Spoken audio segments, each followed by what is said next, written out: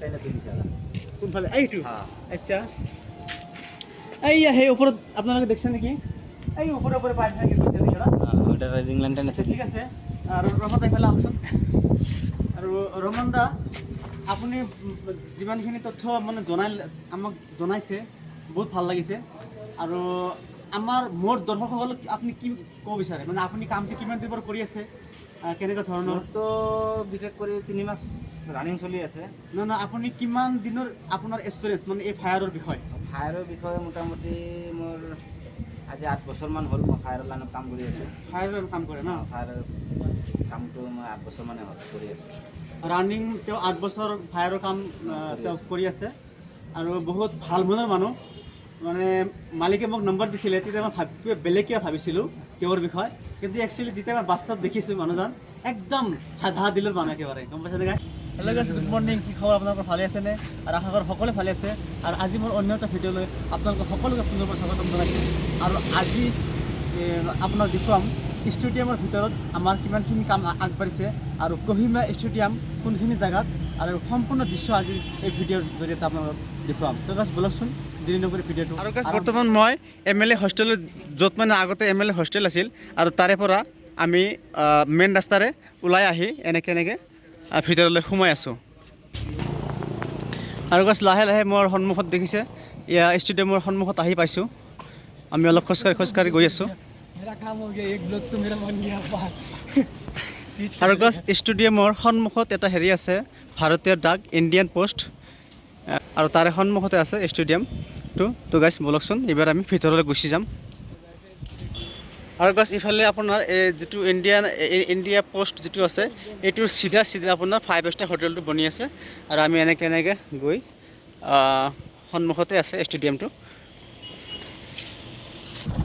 আৰু এইফালে যিমান জেগা দেখিছে চব্জিৰ দোকান এতিয়া ৰাতিপুৱা মানে ইমান দোকান খোলা নাই বৰ্তমান দোকানবিলাক খুলি আছে আৰু ইয়াতে দুনিয়াৰ চব্জিৰ দোকান একদম পৰি চৰি বনাই পেলাই পুৰা ভিৰ হৈ থাকে এই জেগাবিলাক আৰু এইটো মেইন গেটৰ সন্মুখত দেখিছেনে আপেল চব্জি এইবিলাক চব বস্তু পায় ইয়াতে আৰু ইয়াৰ সন্মুখত দেখিছে ষ্টেডিয়ামটো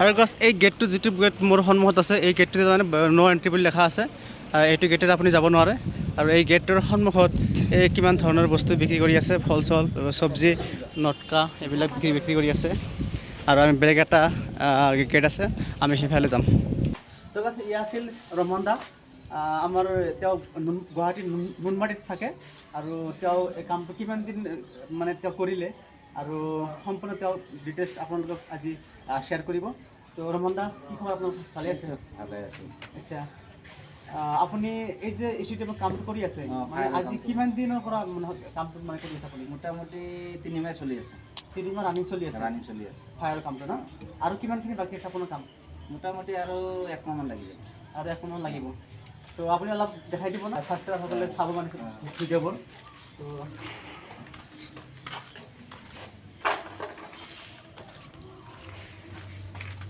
রিং লাইনের থেকে তো গাইস রহমান দা এইটো কি বুলি কয় এইটো হাইড্রেন পয়েন্ট পয়েন্ট এইটো দেশৰ ৰিং লাইন আছে এইফালে দি আৰু এইফালে দেশৰ ৰিং লাইন আছে মানে এই মাটিৰ তলৰে গোটেইটো চাৰিওফালে ৰিং লাইনটো আছে তাৰ পৰা এইটো আমি হাইড্ৰেন ওলাইছো মানে জুইটো লাগিলে ইয়াৰ পৰা পানী মাৰি উঠি আচ্ছা জুই মানে যেতিয়া মানে জুই লাগিব ইয়াতে আপুনি কি লগাব ইয়াতে হাইড্ৰেন পয়েন্ট থাকিব ইয়াৰ পৰা মানে পানীটো মাৰি কিনে জুইটো লগাব মানে পাইপ থাকিব লাগিব পাইপ থাকিব আচ্ছা তো নিশ্চয় গম পাইছে আপোনালোকে আৰু আচ্ছা ৰমন দা আপুনি এতে ফ্লেক্সিবল কিমান লাগিব টোটেল ফ্লেক্সিবল মোটামুটি ইয়াতে 160 লাগিব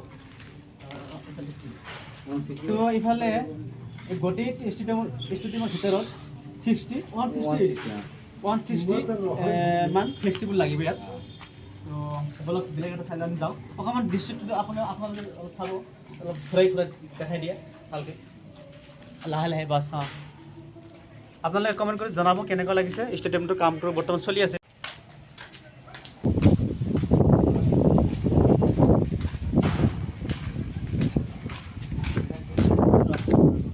আৰু গাইছ যিটো ৰিং লাইন বুলি কৈছিলোঁ সেই ৰিং লাইনটো এনেকৈ যিটো প্লাষ্টিক ৰ'ল ৰেপিড ৰ'ল হয় এইটো আপোনাৰ গেছেদি জ্বলাই এইটো ফিনিচিং কৰিব লাগে আৰু এই ৰিং লাইনটো এনেকৈ মাটিৰ তলেৰে তলেৰে চাৰিওফালে বাউণ্ডাৰী কৰি মানে দিছে।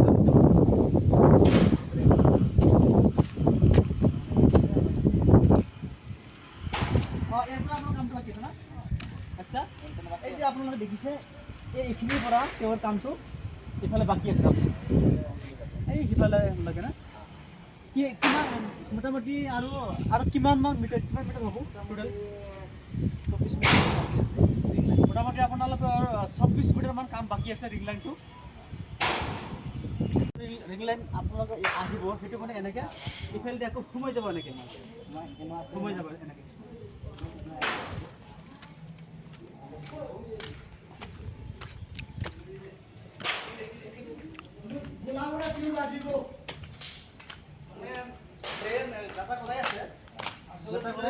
পাইপ আনিব লাগে, ঢালিব লাগে।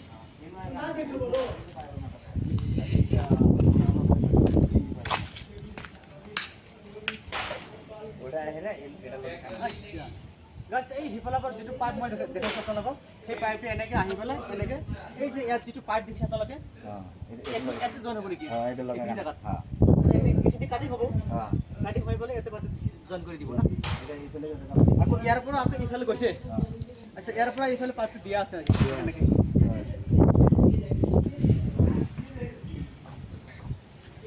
মই ৰাতিপুৱা যিটো গেটেত মই আপোনাক দেখুৱাইছিলোঁ যে তালা লগোৱা আছে, সেই গেটটো সেইটো আছিলে হয়নে? আৰু আমি এতিয়া বৰ্তমান যিটো গেটেদি আহিছোঁ, এই সন্মুখেদি এটা সৰু এটা গেট আছে, আমি সেই গেটৰ ভিতৰত সোমাই আহিছোঁ।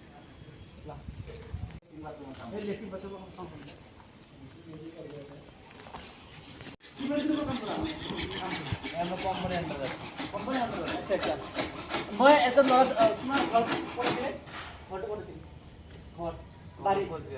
আচ্ছা, ইয়াৰ ঘৰটো ফুলবাৰীত আছে। মই প্ৰথম যেতিয়া মানে আহিছোঁ ইয়াত, মই ভাবিছোঁ ইয়াৰ কিবা আমাৰ মানে ষ্ট'ৰ কিপাৰ বুলি ভাবিছোঁ না, মানে মই ভাবিছোঁ তেওঁ এটা ষ্ট'ৰ কিপাৰ হয়, কিন্তু একচুৱেলি তেওঁ প্লাম্বাৰ হয়। নাম্বাৰ 1 প্লাম্বাৰ হয়। ভাল লাগিছে। এতিয়া আমি এতিয়া বেলেগ এটা চাইডত যাম। যিটো এৰিয়া দেখিছে আপোনালোকে, এই এৰিয়াৰ গোটেইখিনিত আপোনাৰ স্প্ৰিংকলাৰ হ'ব। এনেকৈ গোটেই এৰিয়াতে মানে স্প্ৰিংকলাৰ হ'ব।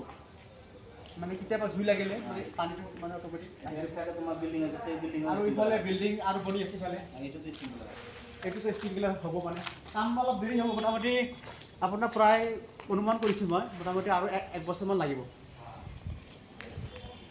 আমি ৰাতিপুৱা যিটো গেট আহিছিলোঁ, সেই গেটখন তালামাৰা আছিল আৰু বৰ্তমান খুলি দিছে। আৰু ৰমান দা এইবাৰ আমি ওপৰত যাম নেকি? অলপমান চাব পাৰে, আমি অলপ ওপৰত যাম।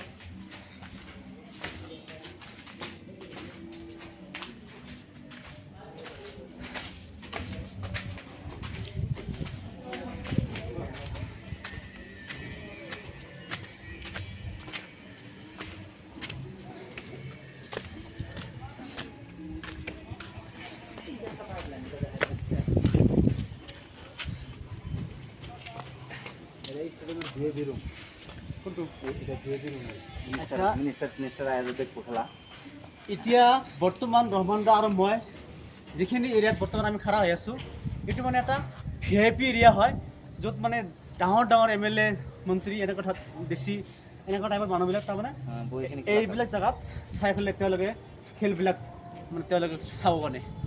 আৰু ৰহমান দা আৰু এটা পাইপ ইফালে লগাইছে, এইটো আপোনাৰ কালাৰ হোৱা নাই। আচ্ছা, এই পাইপটো কি এনেকৈ চাৰিফালে যাব নেকি? আচ্ছা, যিটো ৰিং লাইন আছে ওপৰত, এই ৰিং লাইনটো এনেকৈ ওপৰৰ পৰা চাৰিওফালে এনেকৈ যাব তাৰপৰা। ঠিক আছে, কোনফালে? এইটো আচ্ছা, এইয়া সেই ওপৰত আপোনালোকে দেখিছে নেকি? এই ওপৰে পাইপ থাকে ৰিং লাইন আছে। ঠিক আছে, আৰু ৰহমান দা এইফালে আহকচোন। আৰু ৰহমান দা, আপুনি যিমানখিনি তথ্য মানে আমাক জনাইছে, বহুত ভাল লাগিছে। আৰু মোৰ দৰ্শকসকলক আপুনি কি ক'ব বিচাৰে? মানে আপুনি কামটো কিমান দিনৰ পৰা কৰি আছে, কেনেকুৱা ধৰণৰ? তো বিশেষ কৰি 3 মাহ ৰানিং চলি আছে। নহয়, আপুনি কিমান দিনৰ আপোনাৰ এক্সপিৰিয়েঞ্চ মানে এই ফায়াৰৰ বিষয়ে? ফায়াৰৰ বিষয়ে মোটামুটি মোৰ আজি 8 বছৰমান হ'ল মই ফায়াৰৰ লাইনত কাম কৰি আছোঁ। ফায়াৰৰ কাম কৰে ন? ফায়াৰৰ কামটো মই 8 বছৰমানে হ'ল কৰি আছোঁ। ৰানিং তেওঁ 8 বছৰ ফায়াৰৰ কাম তেওঁ কৰি আছে আৰু বহুত ভাল মনৰ মানুহ। মানে মালিকে মোক নম্বৰ দিছিলে, তেতিয়া মই কিবা বেলেগ কিবা ভাবিছিলোঁ তেওঁৰ বিষয়ে, কিন্তু একচুৱেলি যেতিয়া মই বাস্তৱ দেখিছোঁ মানুহজন একদম সাধা দিলৰ মানুহ একেবাৰে, গম পাইছেনে গাইছ? আৰু যদি কোনোবা আপোনালোকে ফায়াৰৰ যিবিলাক ৰিং লাইন পাইপৰ যিবিলাক কাম আছে ফায়াৰৰ যিমান, মই অকল আপোনাৰ হেৰি কৰোঁ, ৰঙৰ কামটো কৰোঁ আৰু ফ্লেক্সিবল যিবিলাক লগায় সেইবিলাক মই কামটো কৰোঁ। আৰু যিবিলাক অল্ডিঙৰ কাম আছে, পাইপৰ যিমান ৰিং লাইন আছে সেই লাইনবিলাক তেওঁ কমপ্লিট কামবিলাক তেওঁ কৰে। আৰু আমি যিটো কোম্পানীত কাম কৰোঁ সেইটো কোম্পানীৰ নাম হ'ল চিমাৰ এণ্টাৰপ্ৰাইজ। চিমাৰ এণ্টাৰপ্ৰাইজৰ পৰা আমাক পঠাইছে কহিমা, এইটো ষ্টেডিয়ামৰ ভিতৰত কাম লৈছে আমাৰ মালিকে। তাৰপিছত আছে আমাৰ কাম যিটো মেট্ৰ' বজাৰত কাম চলি আছে, সেই কামটো আমাৰ মালিকে লৈছে। তো যিসকলে ভিডিঅ'টো চাই আছে নিশ্চয় আজি এই ভিডিঅ'টো কমেণ্ট কৰি জনাব কেনেকুৱা লাগিছে। আৰু যদিহে এতিয়ালৈকে মোৰ চেনেলটো ছাবস্ক্ৰাইব কৰা নাই, অতি সোনকালে ছাবস্ক্ৰাইব কৰিবলৈ আশা কৰিছোঁ। তো আজিৰ কাৰণে ভিডিঅ'টো ইমানতে ৰাখিছোঁ। Bye bye, Allah Hafiz.